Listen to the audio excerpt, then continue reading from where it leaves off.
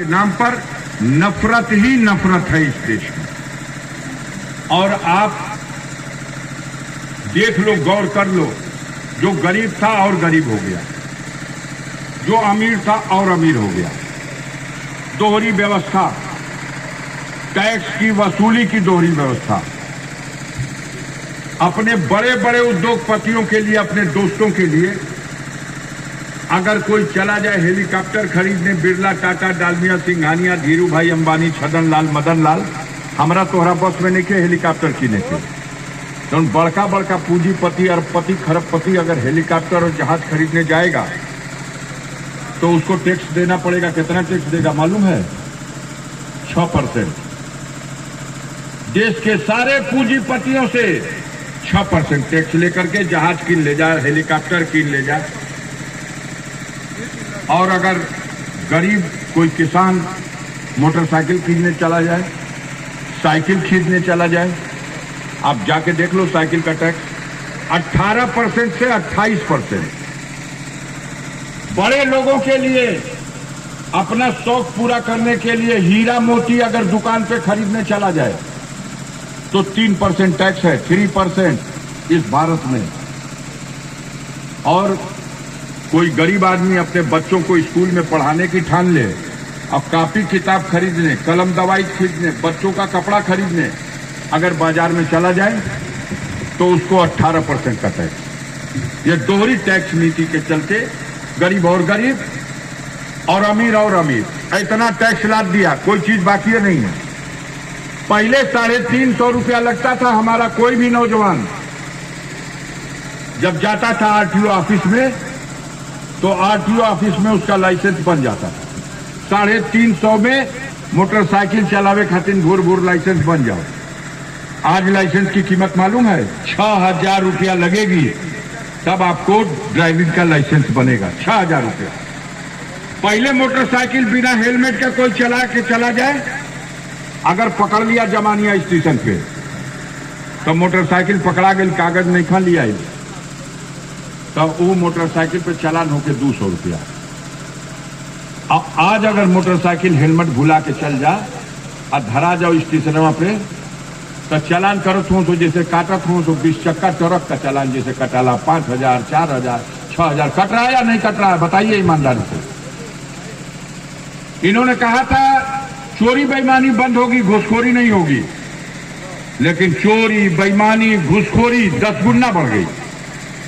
जो काम 150 रुपया देने पे हल हो जाता था, आज वो काम 1000 रुपया देने के बाद भी मुंह टेढ़े रहता। पहले छुपा के लिया जाता था कि ये भैया कुछ पान पत्ता खतिन दे दो, कमवा तोहर कह दिले बड़े। अब कहा जाता है इतना रुपया लेके अइबो तब तोहर कमवा करब, और ना लिएबो तो तोहर कमवा बिगाड़ दे। होता कि नहीं क्यों बोला जा भैया?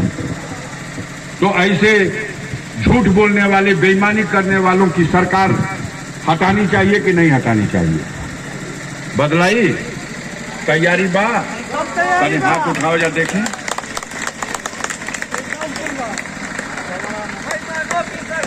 उमरगंज नरियाओं के बुजुर्गों, नौजवान दोस्तों, बहुत बड़े ठग से पाला पड़ गया है। सारे वोट जब मिजाज बनाएंगे, एकजुट होंगे, तब ये पराजित होगा।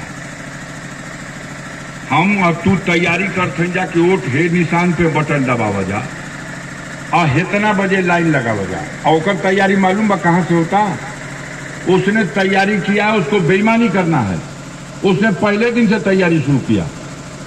माननीय सर्वोच्च न्यायालय ने, सुप्रीम कोर्ट ने एक आदेश पारित किया था 4 महीना पहले।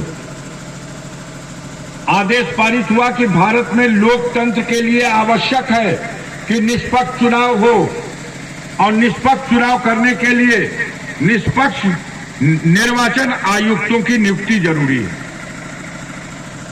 ये चुनाव करावेला निर्वाचन विभाग। निर्वाचन विभाग में जो अधिकारी बा वो के हो, वह निर्वाचन आयुक्त है, इलेक्शन कमिश्नर। तब भारत में 3 गो निर्वाचन आयुक्त सुप्रीम कोर्ट ने ऑर्डर किया। सुप्रीम कोर्ट ने ऑर्डर किया, 4 महीना पहले ऑर्डर किया कि निर्वाचन आयुक्तों की नियुक्ति निष्पक्ष होनी चाहिए और इसके लिए 3 आदमी मिलके ओकर नियुक्ति करो। के करी?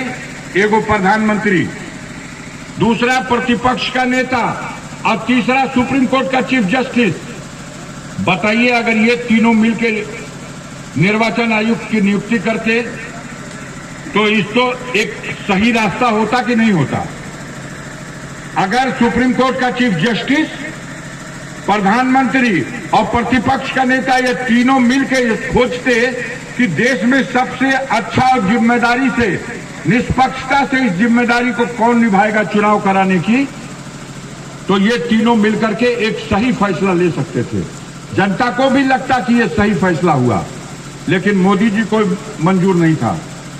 मोदी जी ने कहा नहीं, पार्लियामेंट का सेशन बुलाइए, और पार्लियामेंट का सेशन बुला करके उन्होंने सुप्रीम कोर्ट के आदेश को खारिज कर दिया और कहा हम नया कानून बनाते हैं। इस कानून के तहत निर्वाचन आयुक्त की नियुक्ति होगी जो चुनाव कराएगा। अच्छा भैया, का कानून बनेला? कानून भैया बनौला हाँ कि 3 आदमी मिलकर चुनिया, एक आदमी प्रधानमंत्री रही और दूसरा आदमी प्रधानमंत्री अपना मंत्रिपरिषद में जो मंत्री बनौले बना वही में से एगो के उहे नियुक्त कर दी, तो 2 ही हो गई ना। और तीसर का जना प्रतिपक्ष का नेता रहिया और सुप्रीम कोर्ट हाई कोर्ट से में मतलब ना रही।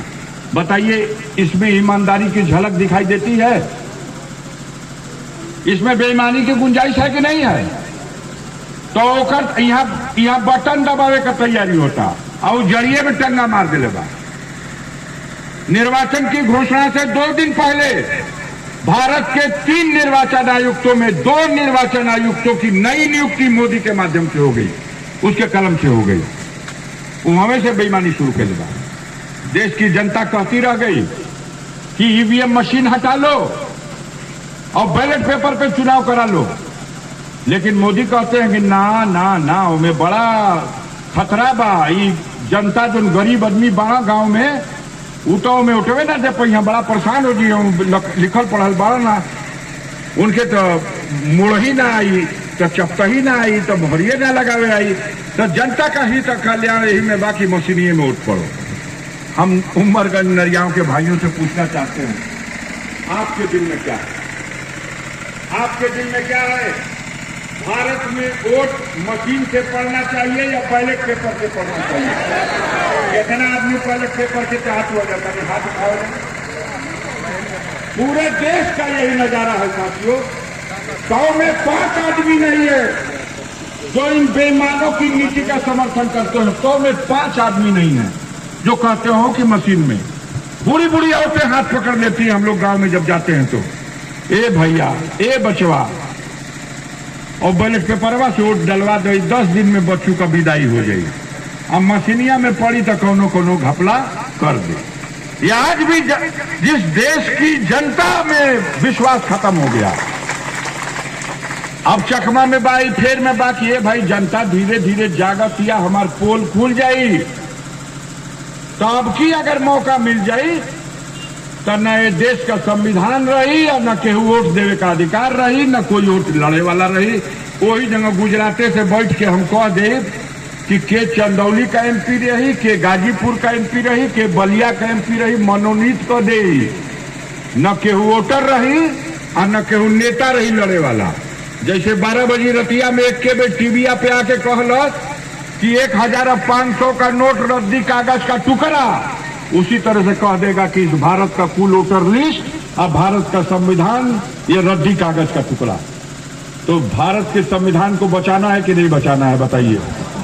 बचावे खातिर तैयारी बा? बचावे खातिर एक जगह एकजुट होकर के वोट देना पड़ेगा साथियों। मोदी की विदाई निश्चित है। गरीबों का वोट बचना नहीं चाहिए। जो अभी नहीं समझ सके उन तक भी आप इस संदेश को पहुंचाइए।